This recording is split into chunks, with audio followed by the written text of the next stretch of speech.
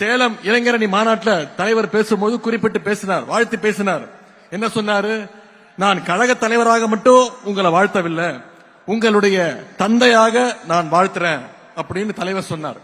ஏன்னா உதயநிதி மட்டும் என்னோட பிள்ளை கிடையாது, என்னுடைய வாரிசு கிடையாது. இங்க கூடியிருக்கக்கூடிய லட்சோப லட்ச இளைஞர்களும் என்னுடைய வாரிசு, என்னுடைய கொள்கை வாரிசு அப்படின்னு தலைவர் அவர்கள் நம்மளை பாராட்டினார். அப்படிப்பட்ட கொள்கை வாரிசுகளாக நாம இங்க எழுச்சியோடு கூடியிருக்கின்றோம்.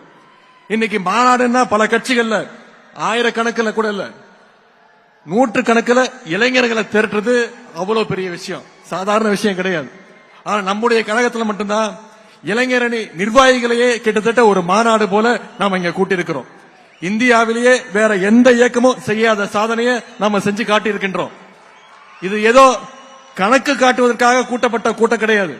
நம்முடைய எதிரிகள் போடுகின்ற தப்பு கணக்க சுக்குநூறாக உடைக்கின்ற கூட்டம் இங்க வந்திருக்கக்கூடிய இளைஞரணி கூட்டம், கொள்கை கூட்டம்.